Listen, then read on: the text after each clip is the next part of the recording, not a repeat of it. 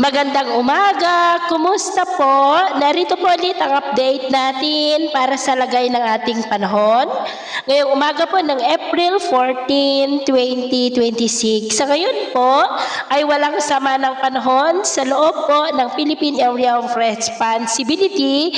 Ridge ng high pressure area ang nasa silangan ngayon ng Taiwan na lalong nagdudulot ng maalinsangan po na panahon dito po sa ating bansa. Samantala po, sa labas ng Philippine Area of Responsibility ay nananatili pa rin na may isang super typhoon at kasalukuyan na po na nananalasa diyan po sa may Mariana Islands at anumang sandali po ay tatama na ang sentro nito sa kalupaan.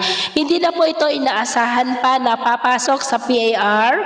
Kikilos na po yan paakyat at paliko palayo na po dito sa ating bansa dahil po yan sa presensya ng HPA na nandyan po ngayon sa silangan ng Taiwan. At ito naman ay pinapakita ng forecast model na ating ginagamit hanggang sa susunod na 2 linggo ay wala pong bagyo na nakikita na tatawid po dito sa ating kalupaan. At sa lagay ng ating panahon, ngayong madaling araw ay maayos ang panahon sa malaking bahagi ng bansa pero may tsansa ng mga isolated rains sa ilang bahagi po ng Palilo Island, sa Cebu, Capiz, Giwan, Sarangani at southern part po ng Davao del Sur. At mamaya ay sisikat ang araw sa malaking bahagi, mainit at maalinsangan muli ang panahon pero may tsansa pa rin ng cloudy skies with isolated rains sa ilang bahagi ng Romblon, southern part ng Cebu, Giwan at Dinagat Island. At mamayang hapon,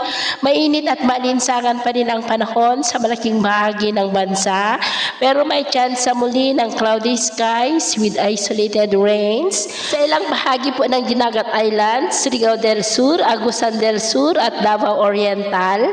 Kaya mag-ingat po tayo sa panganib pa rin na dulot po ng mainit na panahon.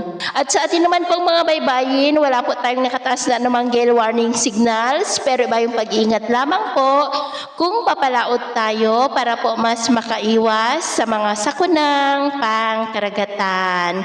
So ito lang latest update natin sa araw na ito. At ako pa muli si James na nagsasabing sa kahit anong pagsubok po na darating sa ating buhay, huwag na huwag po tayong mawawalan ng pag-asa. Thank you and God bless!